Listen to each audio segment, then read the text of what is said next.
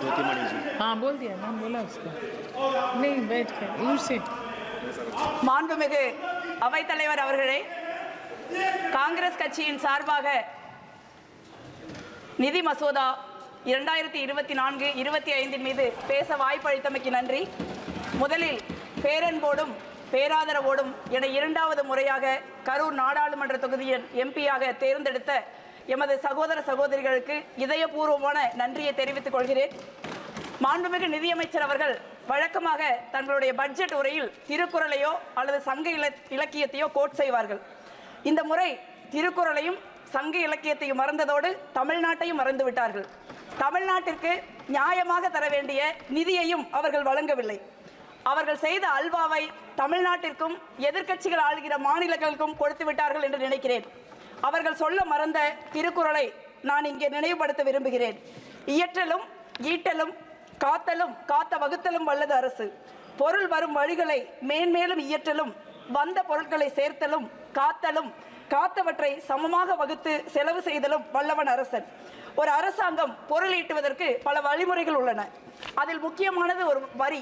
அந்த வரியை யாரிடம் ஈட்டுகிறார்கள், எவ்வளவு ஈட்டுகிறார்கள், அந்த நிதியை யாருக்கு செலவு செய்கிறார்கள், எவ்வளவு செலவு செய்கிறார்கள் என்பதை பொறுத்து அந்த ஆட்சி எப்படி நடக்கிறது, யாருக்காக நடக்கிறது என்று சொல்லிவிடலாம். பெரும் முதலாளிகள், வெளிநாட்டு தொழில் நிறுவனங்கள், பெரும் பணக்காரர்கள், இவர்களிடம் அரசு அதிக வரி ஈட்டலாம். தொழில்கள், வேலை வாய்ப்புகள் உருவாக்கப்பட்டால் வரி வருமானம் பெருகும். மாநிலங்களுக்கு, குறிப்பாக தமிழகம் போன்ற தொழில் வளர்ச்சி மிகுந்த மாநிலங்களுக்கு அதிக நிதி ஒதுக்கீடு செய்தால் வரி வசூல் அதிகமாகும். இதைத்தான் காங்கிரஸ் தலைமையிலான யூபிஏ அரசு, ஐக்கிய முன்னணி அரசு செய்தது. ஆனால் நீங்கள் என்ன செய்து கொண்டிருக்கிறீர்கள்? பெருமுதலாளிகள், வெளிநாட்டு நிறுவனங்களை விட்டுவிடுகிறீர்கள். அவர்களுக்கு வரி சலுகைகளை அள்ளி கொடுக்கிறீர்கள். ஒரு இரக்கமற்ற கொள்ளைக்காரனை போல சாதாரண ஏழை எளிய நடுத்தர மக்களை அடித்து பிடுங்குகிறீர்கள். அதற்கு பெட்ரோல், டீசல், சமையல் எரிவாயு ஒரு சரியான உதாரணம்.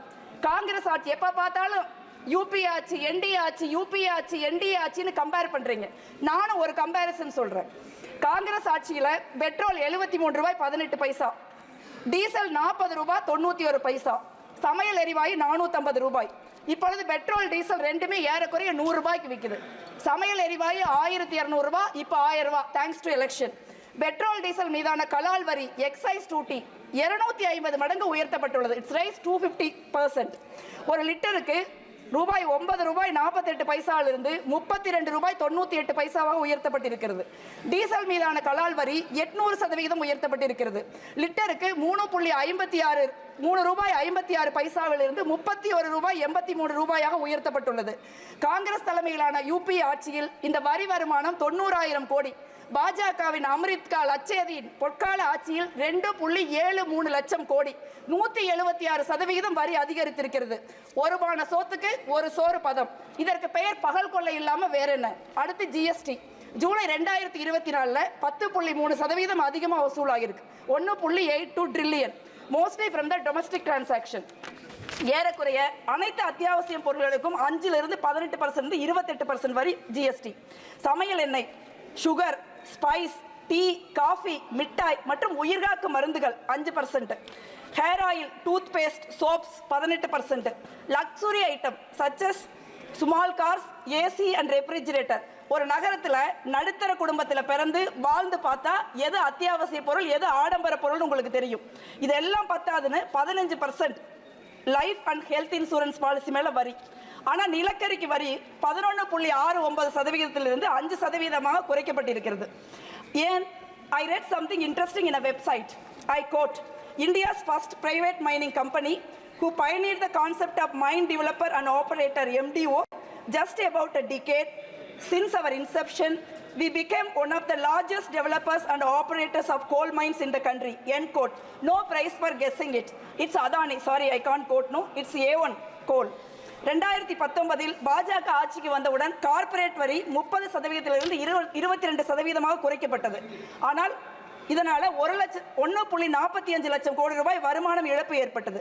இப்போ வெளிநாட்டு நிறுவனங்களுக்கான வரி 40%இலிருந்து 35% குறைக்கப்பட்டுள்ளது. இ காமர்ஸ், அமேசான், பிளிப்கார்ட் போன்ற நிறுவனங்களுக்கு 2% வரி இருந்துச்சு. இப்போ அதுவும் 0% ஆக்கிட்டாங்க. பாவம் அவர்கள்லாம் பரம ஏழைகள். அவர்களிடம் போய் இந்திய அரசாங்கம் வரி கேட்கலாமா? அதற்கு தான் ஏழைகளும் நடுத்தர மக்களும் இருக்கிறோமே. இதெல்லாம் வெறும் ட்ரெய்லர் தான். மொத்த படத்தையும் பார்த்தால் பாரதி சொல்வது போல நெஞ்சு பொறுக்காது. சாதாரண ஏழை மக்கள், நடுத்தர மக்கள் இவர்கள்ட்ட கொள்ளையடிச்சு என்ன செஞ்சிருக்கீங்க? 45 ஆண்டு காலமாக இல்லாத வேலை வாய்ப்பின்மையை உருவாக்கி இருக்கிறீர்கள். ILO report says India's youth accounted for 83% of the unemployed population in 2022. ஒரு நாட்டில் 83% இளைஞர்கள் வேலை இல்லாம இருந்தா இந்த இளைஞர்களின் எதிர்காலம் மட்டுமல்ல, இந்த நாட்டின் எதிர்காலம் இருண்டு போகும். அதை பத்திலாம் உங்களுக்கு கவலை கிடையாது. உற்பத்தி துறை இந்தியாவில் வேலை வாய்ப்பு உருவாக்குவதில் 2வது இடத்துல இருந்தது. இன்னைக்கு 4வது இடத்துக்கு போயிருச்சு. நான் கரூர்ல இருந்து வர்றேன். இந்தியாவில் 4th largest export. 2 லட்சம் பேருக்கு வேலை கொடுத்த எங்களுடைய நகரம் இன்று 50,000 பேருக்கு வேலை கொடுக்க திணறுது. Thanks to your GST. Make in India had set an ambitious target of 12 to 14% of manufacturing growth per annum. But what is the outcome? Average 5.8% growth since 2014. ஏன் பாஜக மோடி ஆட்சியில் சிறு குறு நடுத்தர தொழில்கள் பேரழிவை சந்தித்து வருகின்றன. அரசாங்கம் தன் நண்பர்களான A1 A2 இருவருக்கும் நாட்டை விற்று கொண்டிருக்கிறது. தொழில் துறைகள் வேலை கிடைக்காதவர்கள் விவசாய கூலிகளாக மாறுகிறார்கள். அங்கேயும் நீங்க 100 நாள் வேலையில கை வைக்கிறீங்க. 100 நாள் வேலையில பதிவு செய்திருக்கிற 6 கோடி மக்களுக்கு 100 நாளைக்கு வேலை கொடுக்கணும்னா 2.72 lakhs crores you have to allot. ஆனா நீங்க என்ன பண்ணிருக்கீங்க? 86,000 கோடி ரூபாய் அலாட் பண்ணிருக்கீங்க. குறைவான நிதி ஒதுக்கீடு காரணமா 4 மாதங்களுக்கு வேலை செஞ்ச மக்களுக்கு கூலி கொடுக்க முடியாத சூழல் உருவாகுது. அடுத்து விவசாயம். 2022 விவசாய வருமானத்தை இரட்டிப்பாக்குவோம்னு சொன்னீங்க. ஆனா 2019-20ல 4.97%, அதாவது 5% இருந்த பட்ஜெட் இன்னைக்கு 2.6% குறைஞ்சிருச்சு. 2018க்கும் 23க்கும் இடையில விவசாய அமைச்சகம் 1 லட்சம் கோடி ரூபாயை செலவிடாமல் திருப்பி கொடுத்திருக்கிறது. இந்த நிதியில நீங்க விவசாய கடனை தள்ளி இருக்கலாம், உள்கட்டமைப்பை ஏற்படுத்தி இருக்கலாம், ஆனா செய்ய மாட்டீங்க.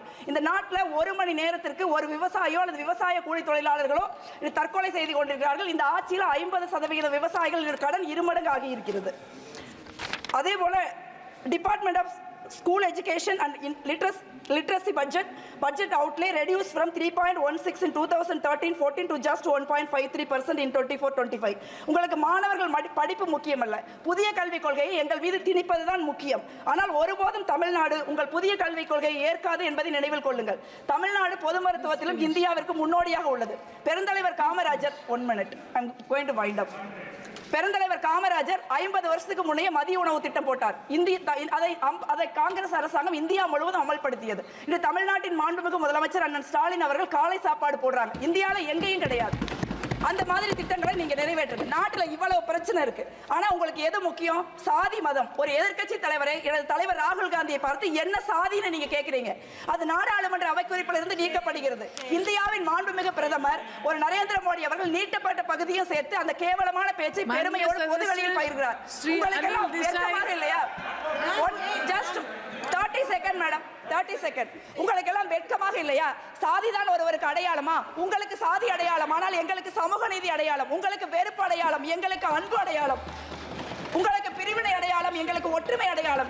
உங்களுக்கு மனநீதி அடையாளம், எங்களுக்கு மக்களாட்சி அடையாளம். அது நிலைநிறுத்துகிற அரசியல் சாசனம் தான் எங்கள் அடையாளம். உங்கள் மனநீதி கொள்கை இந்த மண்ணில் ஒரு நாள் புதைக்கப்படும். அன்று எங்கள் சமூக நீதியின் கொடி உயர பறக்கும். நாங்கள் சாதிவாரி கணக்கெடுப்பை நடத்தி சமூக நீதியை நிலைவாட்டுவோம். அன்பான, அமைதியான, வளமான இந்தியாவை உருவாக்குவோம்.